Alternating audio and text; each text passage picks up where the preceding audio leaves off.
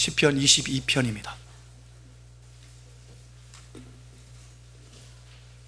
시편 22편 양이 조금 많습니다만은 다 읽도록 하겠습니다. 1절부터 31절까지 교독하겠습니다. 제가 먼저 읽겠습니다. 내 하나님이여, 내 하나님이 어찌 나를 버리셨나이까? 어찌 나를 멀리하여 돕지 아니하시오며 내 신음소리를 듣지 아니하시나이까?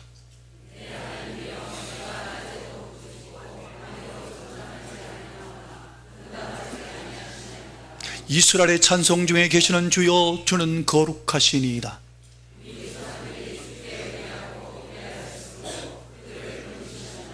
그들이 주께 부르짖어 구원을 얻고 주께 의뢰하여 수치를 당하지 아니하였나이다.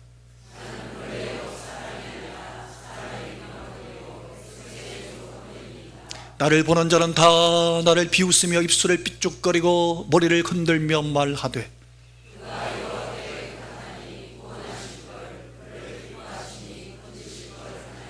오직 주께서 나를 모태에서 나오게 하시고 내 어머니의 젖을 먹을 때에 의지하게 하셨나이다.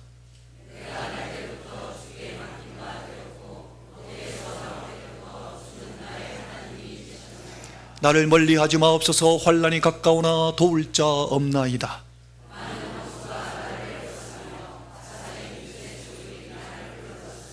내게 그 입을 벌림이 찢으며 부르짖는 사자 같으니이다.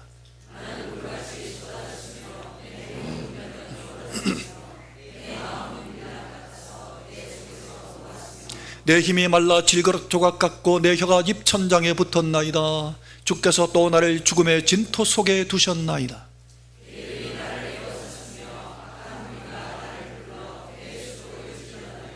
내가 내 모든 뼈를 셀 수 있나이다. 그들이 나를 주목하여 보고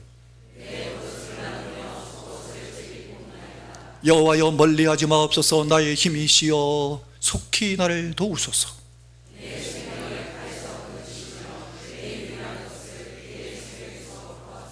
나를 사자의 입에서 구하소서. 주께서 내게 응답하시고 들소의 뿔에서 구원하셨나이다.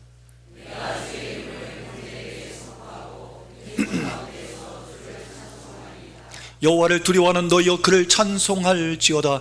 야곱의 모든 자손이여, 그에게 영광을 돌릴지어다. 너희 이스라엘 모든 자손이여, 그를 경외할지어다.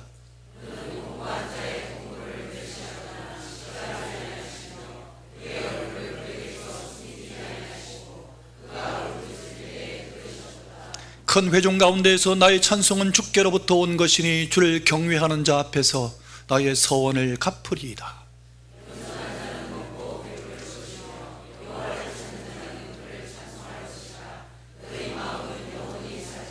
땅의 모든 끝이 여호와를 기억하고 돌아오며 모든 나라의 모든 족속이 주의 앞에 예배하리니 세상의 모든 풍성한 자가 먹고 경배할 것이요 진토 속으로 내려가는 자 곧 자기 영혼을 살리지 못할 자도 다 그 앞에 절하리로다. 함께 읽겠습니다. 와서 그의 공의를 태어날 백성에게 전하며 주께서 이를 행하셨다 할 것이로다. 여호와여, 왕이 주의 힘으로 말미암아 기뻐하며 주의 구원으로 말미암아 크게 즐거워하리이다. 아멘.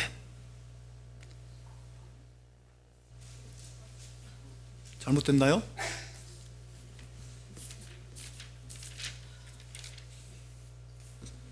예, 31절 다시 읽을까요? 와서 그의 공의를, 시작. 와서 그의 공의를 태어날 백성에게 전하며 주께서 이를 행하셨다 할 것이로다. 아멘. 여기까지입니다. 여기 보면 주께서 이를 행하셨다 할 것이로다. 행하셨다가 원어로 들어가 보면 어떤 뜻인가 하면 이루셨다 입니다. 다윗의 시가 결국에는 하나님이 그의 기도를 다 들으시고 이루셨다로 끝을 맺고 있습니다. 성도 여러분, 왜 하나님은 우리를 지으셨을 때 우리의 눈동자를 통해서, 우리의 검은 눈동자를 통해서 세상을 보게 하셨을까요? 어둠을 통과해야만 세상의 밝음을 볼 수 있기 때문입니다. 저 하늘에 낮에도 별이 떠 있습니다만은 보이지 않습니다. 언제 별빛이 보입니까? 어두운 밤이 될 때. 어두운 밤이 될 때 비로소 별들이 제 빛을 드러내게 됩니다. 우리 인생도 마찬가지입니다. 고난이라고 하는 어둠이 내린 후에 비로소 삶의 진정한 별을 발견하게 됩니다. 인생길에는 질병도 있고 실패도 있고 좌절의 밤도 찾아옵니다. 그러나 그것을 믿음의 눈으로 극복해내면 그것이 십자가가 됩니다. 오늘 이 시편 22편은 다윗이 지은 시인데, 다윗은 자기 자신도 모르게 자기의 고통을 그대로 하나님 앞에 여과 없이 다 아뢰었는데, 이 시가 결국 어떤 것이 되었습니까? 혹시 알고 계십니까? 메시아 예수 그리스도께서 십자가에 순환당할 것을 예언하는 예언적인 시가 되었습니다. 여기 보면 곡조가 야엘렛 샤할이라는 단어가 나오는데 새벽 사슴이란 뜻입니다. 새벽 사슴이 새벽부터 쫓기는 상황에서 울부짖는 것 같이 다윗이 그가 쫓기는 상황에서 고통 가운데서 하나님 앞에 그의 고통을 하나님 앞에 다 아뢰는 시입니다. 이 고통의 시를 읽어보면 1절, 2절, 6절에 보면 다윗이 이렇게 고통을 하소연합니다. 내 하나님이여, 내 하나님이여, 어찌 나를 버리셨나이까? 어찌 나를 멀리하여 돕지 아니하시오며 내 신음소리를 듣지 아니하시나이까? 내 하나님이여, 내가 낮에도 부르짖고 밤에도 잠잠하지 아니하오나 응답하지 아니하시나이다. 나는 벌레요, 사람이 아니라 사람의 비방거리가 백성의 조롱거리니이다. 다윗이 그의 고통을 하소연하는데 밑줄 그었던 1절을 보면 예수님이 십자가상에서 외쳤던 그 목소리하고 똑같습니다. 1절과 마태복음 27장 46절에 같이 비교해 보시면 내 하나님이여, 내 하나님이여, 어찌 나를 버리셨나이까? 이 다윗의 고백이 마태복음 27장에 예수님 십자가상에서 나의 하나님, 나의 하나님, 어찌하여 나를 버리셨나이까? 엘리 엘리 라마 사박다니. 그 예수님의 절규를 다윗이 외쳤습니다. 오늘 이 다윗의 순환시의 내용을 보면 너무나도 확실하게 예수님의 순환을 예언했음을 알 수 있습니다. 7절, 8절, 14절, 15절, 16절, 18절을 보면 이렇게 기록합니다. 나를 보는 자는 다 나를 비웃으며 입술을 삐죽거리고 머리를 흔들며 말하되 그가 여호와께 의탁하니 구원하실걸. 네가 하나님의 아들이며 십자가에서 내려와 봐라. 조롱하고 삐죽거리고 머리를 흔들고 예수님의 마음은 물같이 쏟아지고 내 뼈는 어그러졌어. 내 뼈가 힙천장에 붙어. 예수님의 목이 마르다 말씀하시고 악한 무리가 나를 돌려 내 수족을 찔러 손과 발에 못이 박힐 것 같이 내 겉옷을 나누고 속옷을 제비 뽑나이다. 이 표현은 겉옷은 여러 개이기 때문에 나눌 수 있습니다. 근데 속옷은 통으로 짰기 때문에 하나밖에 없어서 제비 뽑더라는 거예요.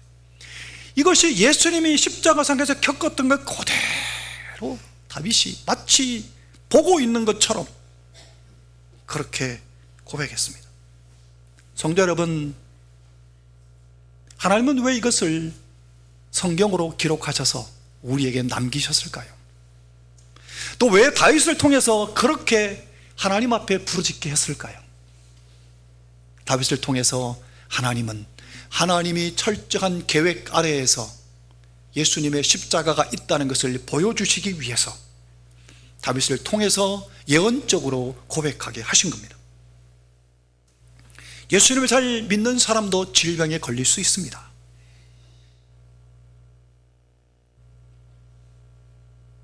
사도 바울도 기도해도 낫지 않는 가시가 있었습니다.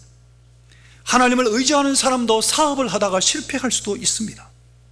성도들이 가정에서 어려움을 겪을 수도 있습니다. 다른 사람들에게 오해를 받고 중상모략을 받을 수도 있습니다. 성도 여러분, 그런데 예수를 믿는 성도는 고난이 오히려 내 믿음이 새로워지는 계기가 된다는 겁니다. 오늘 다윗의 시에도 놀라운 것은 다윗은 그 고통 가운데서도 이렇게 고백합니다.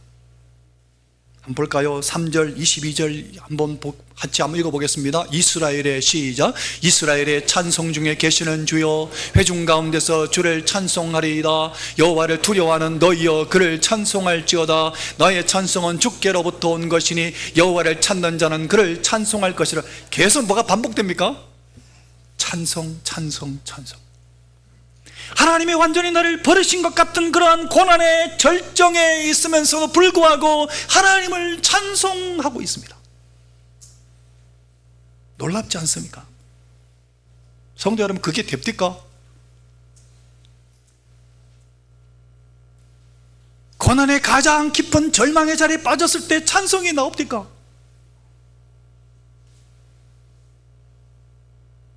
성령께서 다윗과 함께 하셨기 때문에. 성령이 함께 하시는 성도와 그렇지 아니한 성도의 차이는 고난당해 보면 압니다. 똑같은 절망과 고통과 좌절의 상황에 빠졌지만, 그러나 성령이 안에 있는 사람은 하나님께 더 가까이 나아갑니다. 그런데 성령이 안에 계시지 않은 사람은 하나님을 버리고 하나님이 없다 하고 하나님을 떠나게 됩니다. 우리의 믿음이 흔들릴 때 성령 하나님은 하나님께 더 가까이 나아가게 하십니다. 다윗이 그렇게 했습니다. 오늘 시편의 11절 19절에 보면 나를 멀리하지 마옵소서, 환난이 가까우나 나를 도울 자 없나이다. 여호와여 멀리하지 마옵소서. 계속 하나님께 가까이 나아가고 있습니다. 그랬더니 하나님은 다윗에게 그가 왜 그런 고통을 당하고 있는지, 예언적인 그의 고통이 예언적인 사건이 되도록 했다고 하나님이 가르쳐 주십니다. 베드로전서에 보면 베드로가 그것을 증언하고 있습니다. 베드로전서 1장 8절에서 11절에 보면, 여러분은 그리스도를 본 일이 없으면서도 사랑하며 지금 그를 볼 수 없으면서도 믿으며 말로도 표현할 수 없는 영광과 즐거움을 바라보면서 기뻐하고 있습니다.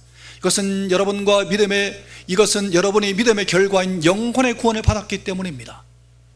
예언자들이 이 구원을 추구하고 연구하였으며 그들은 여러분이 받을 은혜를 예언하였습니다. 자, 그들은 여기부터 함께 읽어볼까요? 그들은 누구에게 같이 읽어볼까요? 시작. 그들은 누구에게 그리고 어느 때에 이런 일이 일어날 것인지를 연구하였습니다. 그들 속에 계신 그리스도의 영이 그들에게 그리스도의 고난과 그 뒤에 올 영광을 미리 알려주었습니다. 그렇습니다.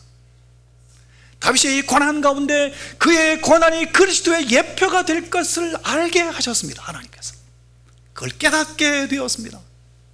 그러니 하나님을 찬송하게 된 겁니다. 코리텐붐 여사라는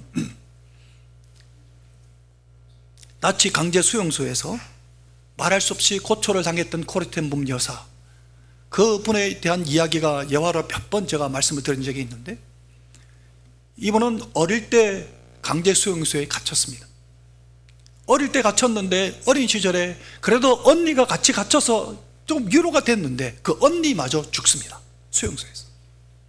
그래서 그 수용소에서 수년간 계속해서 고통받았던 그녀가 결국 풀려나서 결국에는 그를 고통스럽게 했던 나치가 있는 그 독일에 가서 예수 그리스도의 복음을 증거하게 되었는데, 그 코리텐붐 여사에게 사람들이 이렇게 물었습니다. 어떻게 그 수용소의 고통을 견뎌내셨습니까? 그러니까 코리텐붐 여사 이렇게 답변했다고 합니다.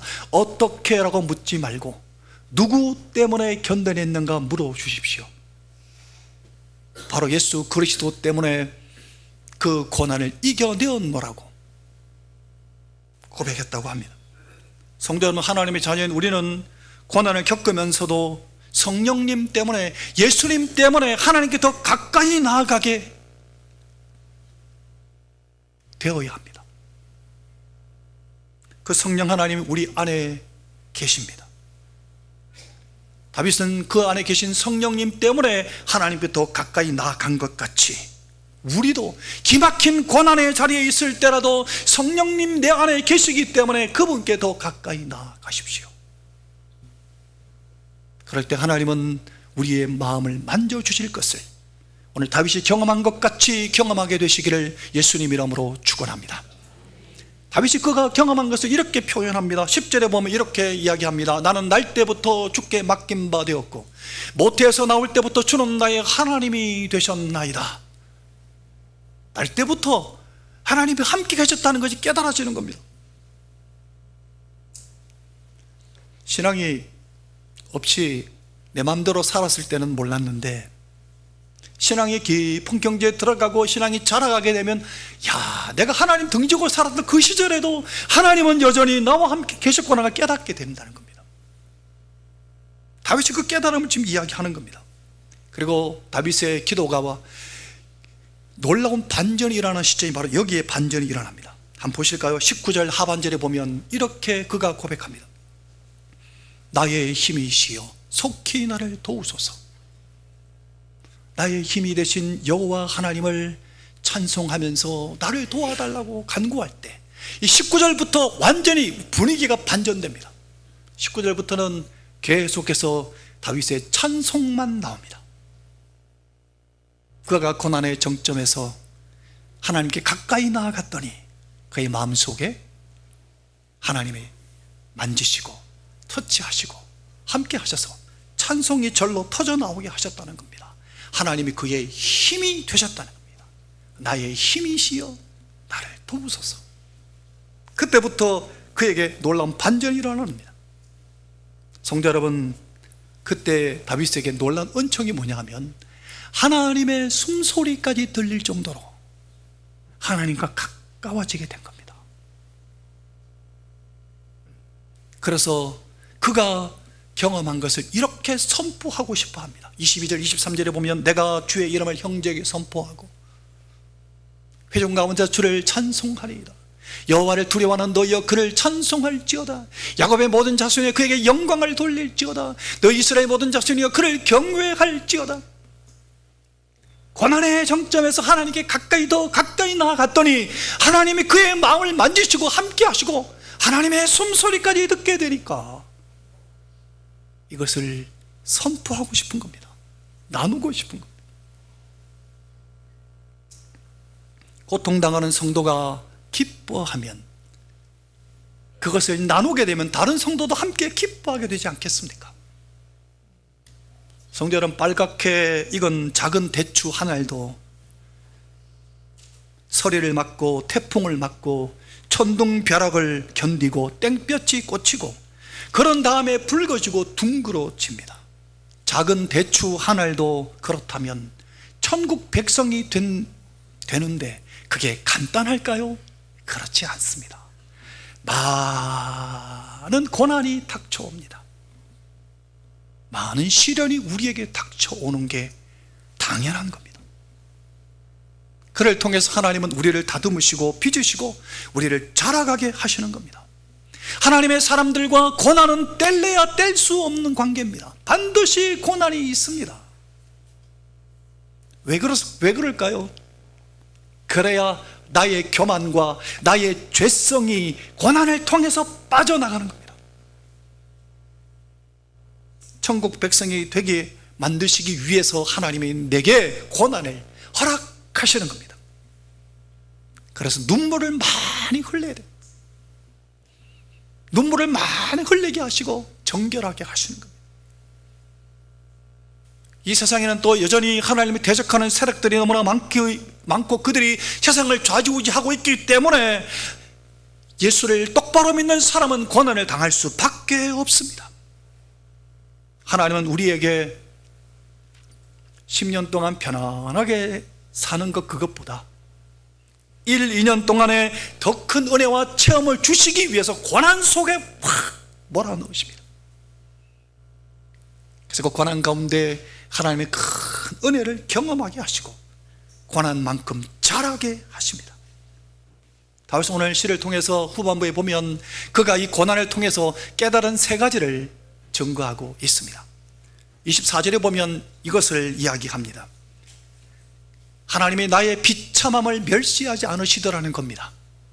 그는 공고한 자의 공고를 멸시하거나 싫어하지 아니하시며 그의 얼굴을 그에게서 숨기지 아니하시고 그가 울부짖을 때에 들으셨도다. 성도 여러분, 하나님 앞에 비천한 자는 없습니다. 하나님 앞에 우리는 하나님의 자녀이기 때문에 내가 가장 비천하고 가장 낙심되고 가장 어려운, 누구나 봐도 정말 그러한 자리에 있다 할지라도 하나님은 외면하지 않으시고 하나님은 멸시하지 않으시고 하나님은 찾아오시고 함께 하십니다. 그리고 두 번째로 깨달은 바가 찬송하게 하시더라는 겁니다. 큰 회중 가운데서 나의 찬송은 주께로부터 온 것이니 주를 경배하는 자 앞에서 나의 서원을 갚으리이다. 절망과 고통의 정점에서 하나님께 가까이 나아갔더니, 하나님께 더 가까이 나아가 부르짖고 기도했더니 하나님께서 어떻게 해요? 찬송하게 하시더라는 겁니다. 하나님 그 가운데서 그를 외면하지 않으시고 돌보시고 그를 새롭게 하시고 빚으시고 하나님이 그를 바꾸시더라는 겁니다. 그리고 세 번째 깨달은 게 놀라운 건데요, 하나님께서 세상을 뒤집어 엎으시더라는 겁니다. 하나님이 정리하시더라는 겁니다. 다스린다는 겁니다. 여기 보면 겸손한 자는 먹고 배부를 것이며 우리 본문에 그렇게 나와 있습니다. 그런데 생략된 게 있습니다. 갈로에 넣어놨는데 교만한 자는 굶고 줄일 것이라, 이게 생략됐습니다. 같이 읽어볼까요? 갈로 안에 든 것까지 같이. 겸손한 자는, 시작, 겸손한 자는 먹고 배부를 것이며 교만한 자는 굶고 줄일 것이라. 여호와를 찾는 자는 그를 찬송할 것이라. 너희 마음은 영원히 살지어다. 땅의 모든 끝이 여호와를 기억하고 돌아오며 모든 나라의 모든 족속이 주의 앞에 예배하리니. 그렇습니다. 하나님이 세상을 뒤집어 엎으셔서 그렇게 역사하시더라는 겁니다. 다윗이 그것을, 그가 경험한 것을 고백하고 있습니다. 성도 여러분, 그래서 교회는 계속해서 하나님의 말씀이 바르게 선포되어야 합니다. 하나님의 말씀을 통해서 세상을 뒤집어 엎으시기 때문입니다. 마귀는 계속해서 교회 전체를 손아귀에 넣기 위해서 말씀을 자꾸 막으려고 시도합니다. 지금 설교를 듣는 순간에도 계속해서 말씀을 튕겨내려고 마귀는 우리의 마음을 움직입니다. 성도 여러분, 거기에 넘어가지 마십시오. 하나님 말씀만 먹으면, 하나님 말씀만 막으면 교회를 손아귀에 넣을 수 있기 때문에 마귀는 계속해서 말씀을 듣지 못하게 만듭니다. 왜냐하면 하나님 말씀을 통해서 세상을 뒤집어 엎으시기 때문입니다. 그래서 교회는 피를 흘리면서까지라도 말씀을 지켜내고 복음의 진리를 사수해야 합니다. 마귀의 세력이 꺾이도록 하나님 말씀은 지속적으로 바르게 선포되어야 합니다. 그럴 때 세상이 변합니다. 우상 숭배가 사라지고 폭력이 사라지고 이혼과 음주와 마약이 없어지고 세상이 바뀌어지게 됩니다. 진리의 말씀이 선포될수록. 1858년에 남태평양에 있는 뉴 헤브리디스라는 제도가 있습니다. 뉴 헤브리디스, 섬들이 많이 모여있는 곳인데, 거기 1858년에 선교사로 장원에서 가신 분이 있었습니다. 존 패튼 선교사님인데, 그런데 그때 많은 이들이 가지 마라고 막 이야기했습니다. 왜냐하면 그때로부터 정확하게 25년 전에 선교사님 2명이 거기 갔는데 도착한 지 15분 만에 식인종들에게 잡혀서 잡아먹혀버렸습니다. 25년 동안 아무도 안 가려고 하는 겁니다. 그런데 존 패턴이라고 하는 영국의 아주 스코틀랜드에 젊고 유명한 존 패턴 목사님이 그곳에 가겠다고 나선 겁니다. 그래서 많은 사람들이 뜯어 말렸는데 그 중에 대표적으로 디킨스라는 노신사가 존 패턴 목사님 만날 때마다 이렇게 얘기했습니다. 그들은 식인종이에요, 목사님. 그들에게 잡아먹힐 건데 뭐하러 가세요? 가지 마세요. 만날 때마다 디킨스라는 노신사가 이야기하는 겁니다. 그때 존 패턴 목사님께서 이렇게 이야기하셨답니다. 디킨스 선생님, 저보다 나이가 많으시죠?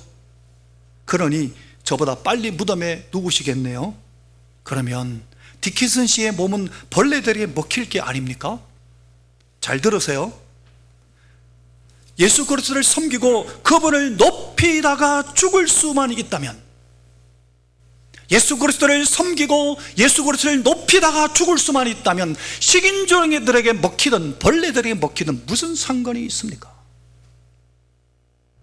어차피 최후의 심판의 날 내 몸이 부활하시는 주님처럼 부활할 텐데 말입니다.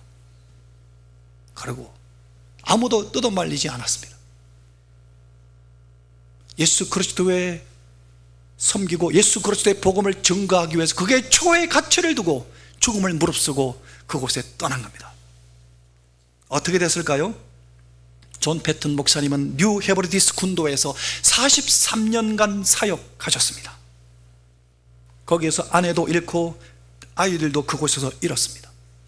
그곳에서 배신도 당하고 난파도 당하고 무서운 질병으로 고생도 했고 동료들이 순교하는 것도 목격합니다. 그러나 결국 그는 그 군도 전체가 변화되어 하나님께로 돌아오는 것을 보게 되었습니다. 성도 여러분, 애벌레가 나비가 되려면 날고 싶어하는 간절함으로 애벌레의 삶을 포기하는 용기가 필요합니다. 그런데 애벌레가 현실의 틀에 갇혀서 불평만 하고 앉아있으면 여전히 땅을 기어다니는 애벌레의 삶에 머물게 됩니다. 성도 여러분, 인생의 깊은 밤을 지금 지나고 계십니까? 어둠은 끝이 아닙니다. 어둠은 시작입니다. 십자가의 고난 없이 부활의 영광도 없습니다. 애벌레가 죽을 때 나비가 되듯이 고난의 어둠 속에서 하나님께 더 가까이 나아가고 하나님께 더 가까이 나아가 기도하면 하나님이 살아계셔서 내가 찬송하게 하시고 승리하게 하십니다. 그래서 우리의 깊은 어둠이 찬란한 부활의 아침이 되도록 우리의 삶을 하나님이 통치하실 것입니다. 이 능력과 은혜를 경험하시기를 예수님 이름으로 축원합니다. 이야기 하나 하고 말씀을 마치겠습니다. 영국의 청년 조셉 스크리븐이라는 분이 있었습니다. 청년입니다. 조셉 스크리븐. 이 사람은 결혼을 앞두고 결혼 하루 전날 그의 약혼녀가 교통사고를 당해 죽습니다. 슬픔에 잠긴 조셉 스크리븐에게 어머니가 이렇게 이야기했습니다. 아들아, 네게는 지금 진정한 친구가 필요하단다. 아들이 이제 아무도 사귀지 않겠다고. 그래서 어머니가 이렇게 얘기했다고 합니다. 세상 친구가 아니라 내 진정한 친구 되신 예수님을 잊었느냐? 지금이야말로 예수님께 나아갈 때다. 그래 조셉 스크리븐이 그때 주님께 나아가서 기도하는 가운데 시를 썼습니다. 그 시가 바로 찬송가 369장 죄짐 맡은 우리 구주 찬송입니다. 성도 여러분, 인생의 어두운 밤입니까? 피할 수 없는 현실입니다. 신앙인이라고 비껴가지 않습니다. 사랑하는 성도 여러분, 그 어둠의 현장에서 내 하나님, 나의 힘이 되신 하나님께 더 가까이 나아가십시오. 그 하나님이 내가 찬송하게 하고 내가 기뻐하게 하며 승리하게 하실 것입니다. 이 능력과 은혜를 경험하며 살아가시기를 예수님 이름으로 축원합니다. 찬송하겠습니다. 다 일어나셔서